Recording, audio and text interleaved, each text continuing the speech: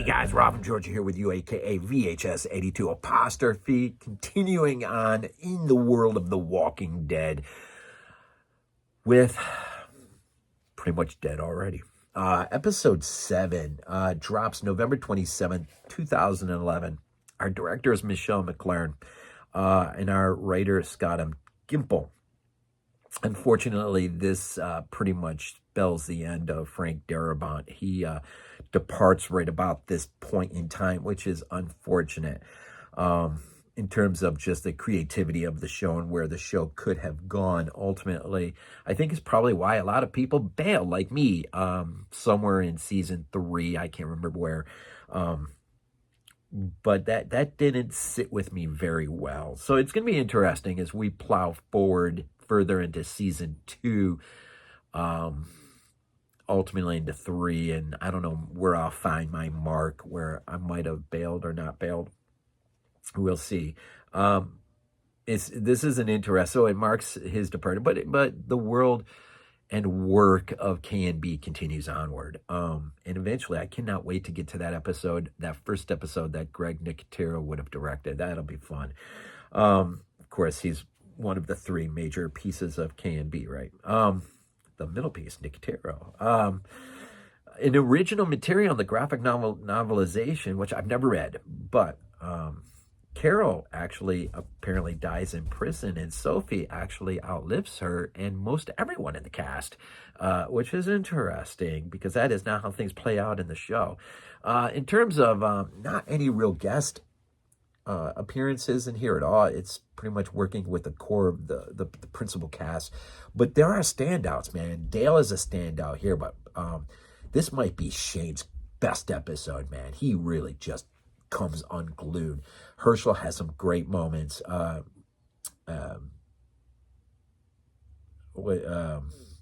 What's his name? Rick. Yes, almost forgot. Look, too many days. These last 3.5 days outside working, just getting the yard and everything ready for just weighing. And of course, we have a surprise appearance from one Madison. Lintz, of course, plays Sophie. And so interesting. But so really, that's, I think, your Andrea, of course, is there. Daryl's there. Glenn is there, of course. But in the middle of this episode, I think really Shane is the standout here. And yeah, I'm just going to go with that. Shane is your standout. And I know eventually his character is probably going to come to an end at some point. And I'm going to hate seeing that in a way because I think he brings a really interesting piece to this greater puzzle that is The Walking Dead. So anyway, basically there's some interesting moments in this episode. Glenn can't just keep this stuff together. He can't keep it in anymore, and so he's bursting at the seams. And so there's the great moment at the beginning where he looks across the yardway. Maggie's on the porch, and it's sort of a confirmation of can I tell, and she of course is like no.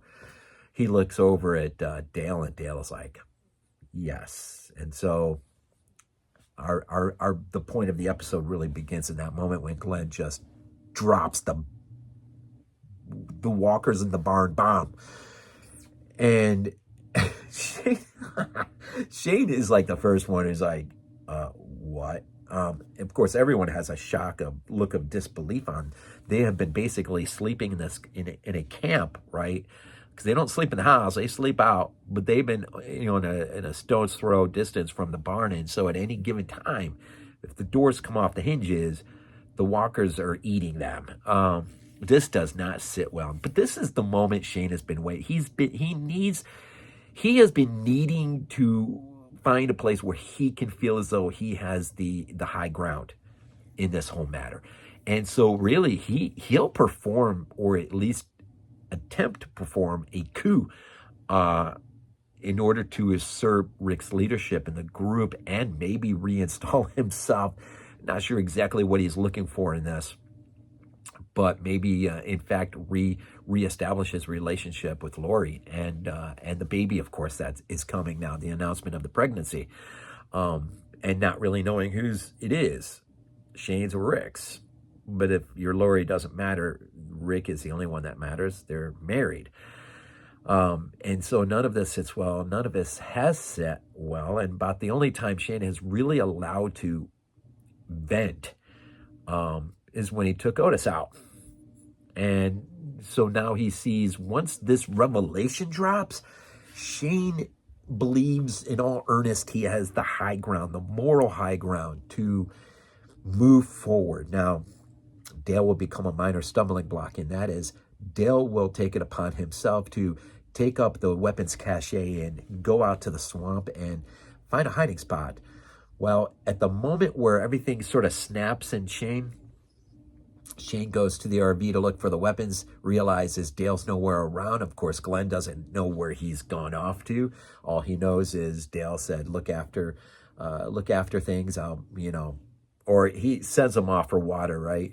And when Glenn comes back, he's gone. He has no idea. Of course, Shane doesn't buy anything. He doesn't trust anyone, doesn't believe anything he hears.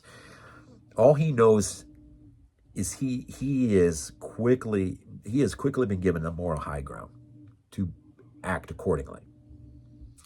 And this is where we get into some really sort of a moral mess of really what is right and what is wrong, and perceptions and how we perceive the world, or how they perceive the world, the differences in how Herschel views things, how the group sees things. Now, the group has been out in the wild.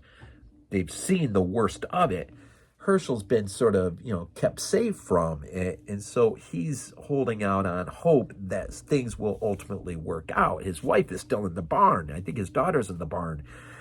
And so he's hoping. But see how he views, he will go out to the swamp when a walker gets sludged down into the swamp. They will rescue the walkers and then put them in the barn. And then they feed them chickens. And so you've got these two ways of viewing the world are going to crash here, right? So Shane catches up with Dale, finds him out in the swamp, demands he gets the weapons. Dale's like, I ain't giving them to you. And even moves as far as holding up the rifle. And Shane, credit him, man, for calling a bluff, man. Walks right up until Dale has no choice. He's either got to pull the trigger or step back. I think he's probably lucky Shane just didn't kill him because he can't pull the trigger. But ultimately, he goes off on a pretty good, lengthy quote warning Shane that everything the world is, he's becoming part of, and it is dragging him down with it. And if not killing Shane means, and if just giving the weapons back to Shane, if that means Dale is sort of preserving himself from being dragged down into with everything else, then he's fine with it. And Shane's like, fair enough. And he grabs it and takes the weapons and goes. So Shane's decided when he gets back to the camp, man, get back to the farm, it's start rounding everyone up, right? We got Andrea, T-Dog. T-Dog, I don't know where he's been, but he suddenly is reappearing. And Glenn and Daryl. He arms them up to the teeth and says, it's time. Now there's another dynamic here where he is, it's almost like he's trying to win Carl over to his side, ever so delicately. But he grabs the team and they're gonna march down to the barn and they're gonna rip the doors off the hinges and they are going to just start cleaning house, as they say. But something crazy happens, and this is where Shane really becomes unglued. So Rick and Herschel have been down there, right, rescuing these walkers, and they come walking out of the wood. I think it's terrible. It's like, what is this? And Shane looks, his eyebrow come out of his sockets, and he's just like, what? And he has his weapon. He starts sprinting. Of course, you know everything is about to just this whole house built of cards is just about to come smashing down. And Shane just unloads verbally on Rick. Like, Rick is, basically, with a rod and a loop, guiding a walker to the barn. And, Dale, of course, he's got one. And Dale, man, or Shane just unloads, man, and just like starts getting into it with Herschel, and basically just says, you think these people are real? You think these people are real? Does a real person bounce back from this? And just starts unloading into the walker. I think it's a zombie, to the walker that he's got, and ultimately just walks up and put a round in the head. At this point, Herschel just sort of falls to his knees. I think he just understands what's about to happen. His worst nightmare is about to unfold from his perspective, right? And at this point, man, Rick's got the rod to the other. So he's sort of handicapped. He can't really do anything. Shane marches to the doors, man, and just grabs a pickaxe or whatever and just starts pulling the locks off, and everyone's screaming. It's just, it's just crazy town. And Shane just looks at, hits the last one off, steps back. Everyone at this point is locked and loaded, ready to go. The walkers all begin to come out of the barn, and one by one, man, they just start executing every walker. In the midst of that, of course, Herschel watches his wife die, watches his daughter die. Now, again, from his perspective, he's holding on to a hope that is going to just, be torn away from him. And, later on, I think in the next episode, I did venture off into the next episode, since that's the last one on this disc. And I think that's where, in the aftermath of all of this, he'll sort of come to some sense or some realization that perhaps both are right and both are wrong. Not sure why that just left, but anyhow. And so they execute all of them. Herschel is just in a mess on his knees. The whole group, the looks on people's face, Rick just knows everything that they have worked for, negotiated for, had hoped for. He's got a baby coming. This whole moment is just being washed away by Shane. And then, as you thought, all the walkers were dead. Out of the darkness, the moans and the groans of one last walker. Sophie ventures out into the cold light of day.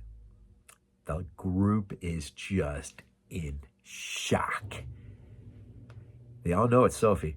She's got the rainbow shirt on, right?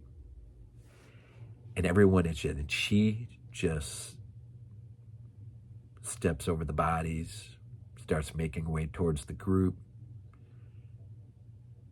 And the group is just, they're locked in. And Rick, without even realizing, I think, what he's doing, well, I was going to say, too, Rick will be the one that can do the only thing that no one else in that group can do in that moment. But in that moment, the group, I think, begins to see the world in the way Herschel saw the world. Herschel is starting to unsee the world. And for the group, all of their hope resided in Sophie, finding Sophie alive. Daryl, in fact, does everything, pleads with Carol not to give up. We'll find her on 2 occasions. Makes reference to a Cherokee Rose. They do find her. And as she steps off from that barn, and everyone just sort of is frozen with some sort of contemplative, reflection. Rick takes it upon himself and just steps forward and sort of reassumes, not that he has lost, but he's probably dangerously close to losing the authority, is being the authority figure of the group, the leader of the group, the alpha male of the group. I think Shane is I think if you have to really look at it, Shane probably is like, Shane, Daryl, and Rick are probably the 3 real alpha males in the camp. Shane is just becoming too unglued for his own good. Rick is starting to come to terms with aspects of this world that he did not want to come to terms with.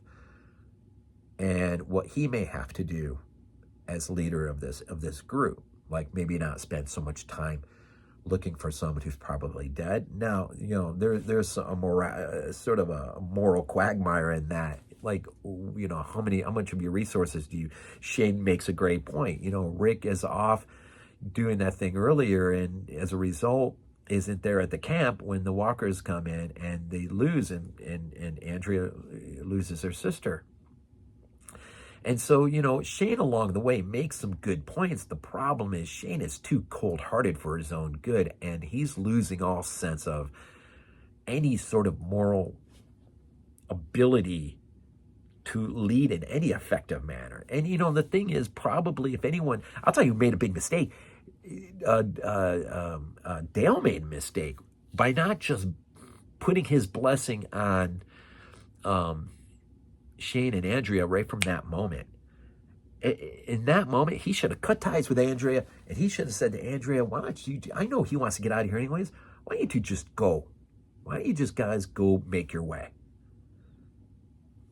I don't know. Anyways, the episode pretty much ends with Rick having shot Sophie. Carol's just an absolute mess on the ground. Daryl's holding her back. Herschel is just, and his whole world has just come crashing down around him. Nobody can believe this. This is the point where we've come now. We have found Sophie, but we have not found Sophie the way we wanted to find Sophie. And that begs the big question. What happens next? How does Herschel respond in the aftermath of this? How does the group respond in the aftermath of this? How does Carol move forward in light of this?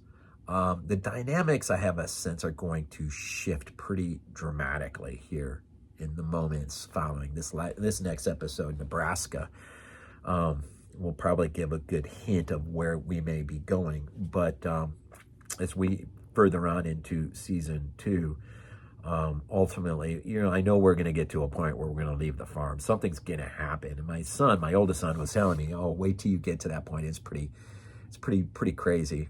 So I'm kind of looking forward to seeing how season 2 sort of wraps itself up, and how the group ends up moving. And then ultimately, we know they'll find the prison, and that'll be the next day for a while. Yeah, this is stupid, but it's almost kind of too bad they didn't find. Well, I shouldn't say. I just can't remember much of anything from 3 forward. I mean, there's moments I kind of was aware of, moments I'm not looking forward to visiting. In terms of the demise of certain characters, I am not going to look forward to some of those moments, because I'm in that point where I'm getting invested with some of these characters, right?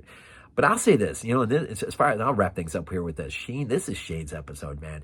Just watching him just come absolutely unglued, and there's one of my boys, is so awesome. Really some good acting going on. When people can really vent anger in a way like this show affords them the opportunity to, you see some good stuff happen. Some really good stuff happen. This was a fun, really tense episode. Again, the cinematography is just great, and then watching it in black and white is just awesome. It's just really awesome. So we'll just leave it there, I guess. Sophie. Interesting. Next week, Nebraska, and we plow ahead. As always, we end these things off with Go Bills. It might be useful to